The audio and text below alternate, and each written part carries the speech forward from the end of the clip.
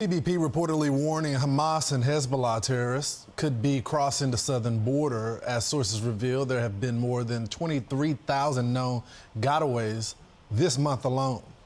Our next guest has nearly 3 decades of immigration and homeland security experience. Laura Reese is the director of the Heritage Foundation Border Security and Immigration Center, and she joins us now.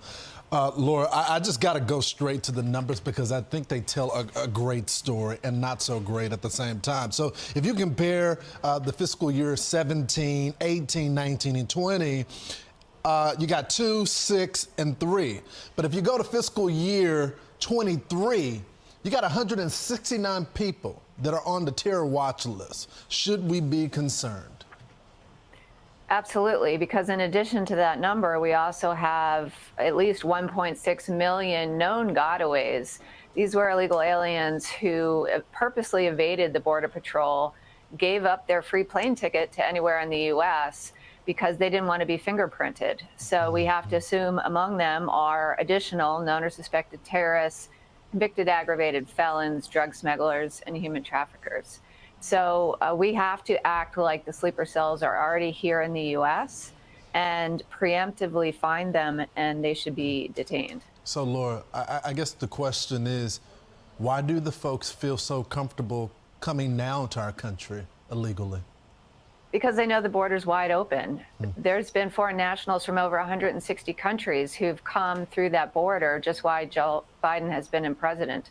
The word has gotten out, and they know that the open border policies are in place, and now is the time. So when illegal aliens get into the country, they call back home, they tell their family, they tell their friends, they say now's the time, it's easy to get in, and so the flow keeps coming. So, Laura, it's not just people on the terror watch list. Apparently, encounters of Chinese illegal immigrants at the southern border have surged over 1,000%. That's right. In 2020, a typical month would see about 1,000 Chinese nationals at the border, and just in September, that number has jumped to 7,000.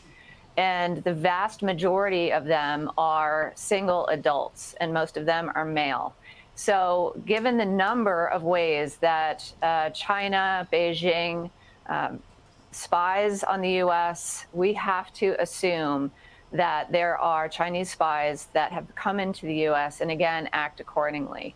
Secretary Mayorkas of Homeland Security, unfortunately, has directed ICE to not arrest, not investigate, not detain a lot of many of the illegal aliens here, and Americans shouldn't wait for a terror attack to happen for the Biden administration to act. Yeah, I don't know what they're doing, but it's not smart. I know they get these same numbers that we're reporting to our audience. Let's just hope that they change before something happens. Laura, thanks so much for joining the program today. I'm Steve Ducey. I'm Brian Kilmeade.